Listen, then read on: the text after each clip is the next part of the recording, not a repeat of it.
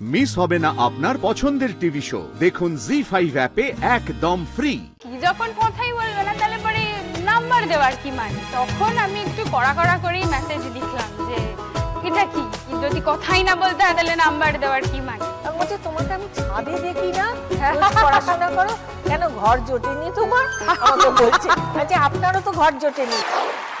শালিনী রনিত 1 মাস 12 দিন হলো বিয়ে হয়েছে। হ্যাঁ, কিভাবে পরিচয় দুজনের? ক্লাস 11-এ আমার বাবা মারা যায়, তো তারপর থেকে মামার বাড়িতেই থাকি। তো সবার বক্তব্য যে মাস্টার্স হয়ে গেছে, বিএড হয়ে গেছে, চাকরি পেয়েছো। আমি গানও করি, তো প্রোগ্রামও করতে যাই বাইরে, তো এবার বিয়ে করতে হবে আর কি। এবার আমি প্রথমটাতে না করবো না, এবার মা নিজেই আমার একটা shaadi.com-এ প্রোফাইল ক্রিয়েট করে। এবার সেখানে ও নাম্বার দিয়েছিল, তো আমি মুম্বাই গেছিলাম একটা শোতে। ফেরার সময় ট্রেনে কোনো কাজ নেই, তো কি করব, ওর নাম্বারটা দিয়ে একটা হাই পাঠিয়েছি। ও আমাকে রিপ্লাই দিল ঘন্টাখানেক বাদে। ওই যে রিপ্লাই দিল, তারপর 5 দিন আমার মেসেজটার আর কোনো রিপ্লাই নেই। এবার আমার 5 দিন মানে খুব রাগ হলো যে কি, যখন কথাই বলবে না তাহলে পরে নাম্বার দেওয়ার কি মানে? তখন আমি একটু কড়া করেই মেসেজ লিখলাম যে এটা কি, যদি কথাই না বলতে হয় তাহলে নাম্বার দেওয়ার কি মানে? তার কিছুক্ষণ পরেই রিপ্লাই আসে, সেদিনই ফোন করে, দিয়ে ফোনে খানিকক্ষণ কথা হয়, দিয়ে তারপর পরের দিন আমরা সাউথ সিটিতে দেখা করতে গেছিলাম। হ্যাঁ, সেখান থেকেই শুরু। আর এমনি রোমান্টিক আছে, মানে সেকেন্ড দিন দেখা করতে এসে আমার জন্য একটা চিঠি নিয়ে এসছে, সেটাকে আবার হাতে দেবে না, ব্যাগের মধ্যে ঢুকিয়ে দেবে। আমি বলছি কি দিচ্ছ? না তুমি সামনে ঘোরো, আমি ব্যাগে ঢুকিয়ে দেবো, তুমি সামনে ঘোরো, আমি ব্যাগে ঢুকিয়ে দেবো। এরকম কি লেখা ছিল সেই চিঠিতে? আমি যদি রাজি হই তাহলে ও এভাবেই আমার সাথে সারা জীবন পথ চলতে রাজি আছে। কেন, সালমান খান আমার সতী। আমাদের ঘরে এখন আমাদের বিয়ের ফটো আসেনি, সালমান খানের ছবি বড় করে রাখা আছে। এটা অনেকদিন ধরেই রাখা আছে, মানে সেটা এরকম নয় যে মানে বিয়ের আগে বলি। তো পরিচয় হওয়ার পরে কতদিন পরে বিয়ে হলো? পরিচয় হওয়ার 1 বছর বাদে আমাদের বিয়ে হয়েছে।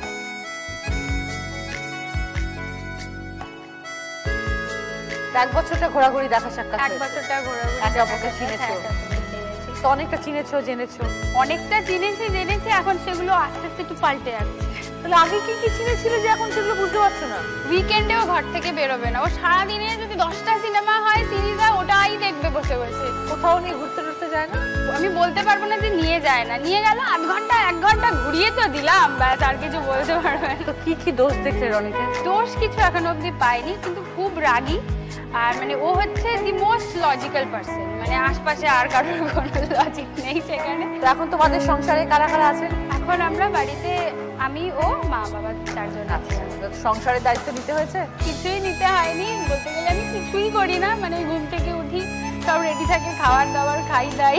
ওভার কি মনে হলো রনি 1 মাস 1.5 মাসে যে থাকছো একসাথে, কি বুঝতে পারছি?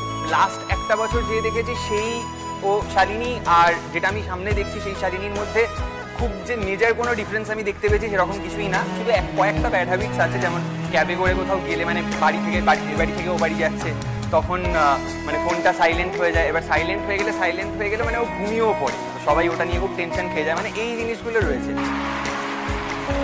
ভালো থেকো শালিনী রনিত, নতুন বিয়ে হয়েছে, আগামী দিনগুলো তোমাদের খুব ভালো কাটুক, আনন্দে কাটুক। Thank you. স্টার্ট।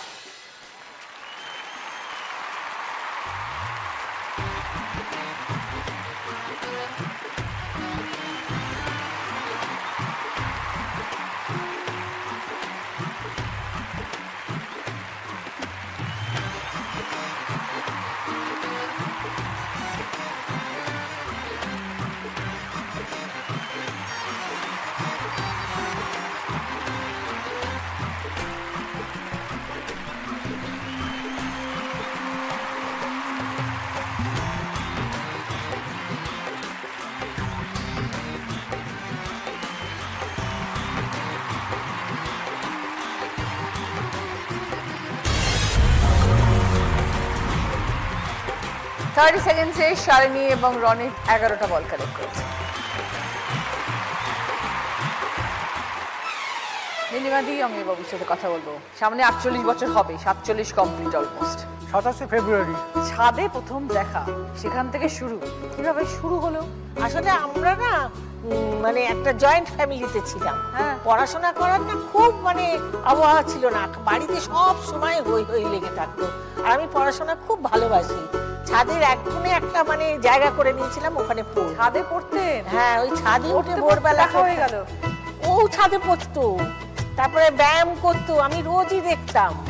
ও দেখতো আমাকে, আমিও দেখতাম, মানে দিনের পর দিন চললো। একদিন আমি যে স্কুলে পড়তাম শিয়ালদায় সুরেন্দ্রনাথ, ও সেই কলেজে পড়তো। আমিও বেরোচ্ছি, ও বেরোচ্ছে। তখন বলছে, তোমাকে আমি ছাদে দেখি না, রোজ পড়াশোনা করো, কেন ঘর জোটেনি তোমার? আমাকে বলছে। আচ্ছা, আপনারও তো ঘর জোটেনি। এইভাবে দুজনের আলাপ। তারপরে আস্তে আস্তে দুজনের মধ্যে রাস্তায় দেখা টাকা হতো, তখন একটু একটু কথাবার্তা হতো। খুব সরল ছিল এবং ভালো গান গাইতে পারতো, লেখাপড়া খুব ভালো, সেই থেকে ভালো লেগেছে। ভালো লেগেছে। সেই সময় তো বাড়িতে নিশ্চয়ই খুব অর্থোডক্স সবাই, সেই সময় পরিবেশ, বাবা মা, সেরকম কিছু হয়নি আমাদের। বাড়ি কোনো খুব ঝামেলা আধুনিক, না না খুব না, আধুনিক। সবাই রাজি হয়ে গেল। সবাই রাজি হয়ে গেল, কোনো ব্যাপারই নেই। কতদিন পর বিয়ে হলো? যখন দেখছে আমার সম্বন্ধ দেখছে, আচ্ছা, তখন আমি দিদিদেরকে বললাম, দিদিরা ওকে ইনভাইট করে বাড়িতে নিয়ে এলো। তারপর 1 মাসের মধ্যেই সব ঠিকঠাক হয়ে বিয়ে হয়ে গেল।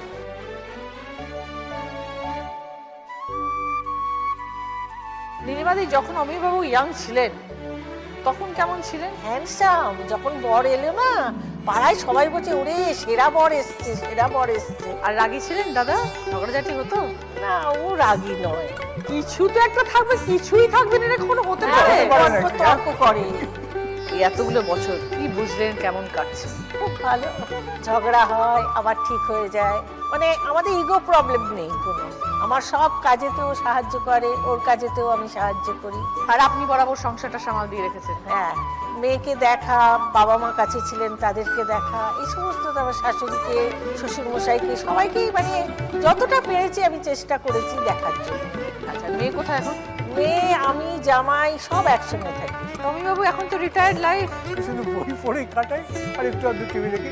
দ্বিতীয় নম্বর ওয়ানটা কিন্তু দেখি, প্রতিদিন you. দেখে। খেলাগুলো খুব ইন্টারেস্ট লাগে, ওই জন্য দেখি আর কি।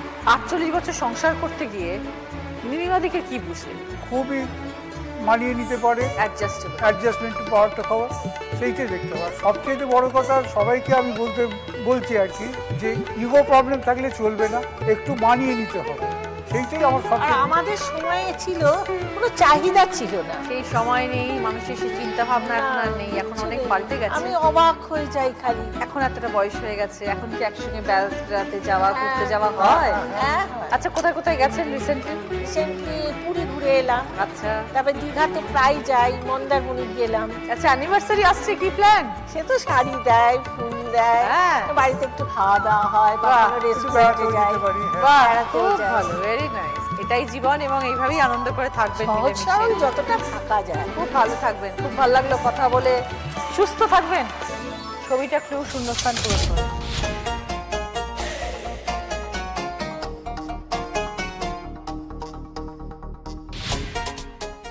এবার বলুন নীলিমাদি। আইবুড়ো ভাত। হ্যাপি বার্থডে, শুভরাত্রি সবাই। জি5 ডাউনলোড করুন আর সব এপিসোড দেখুন একদম ফ্রি।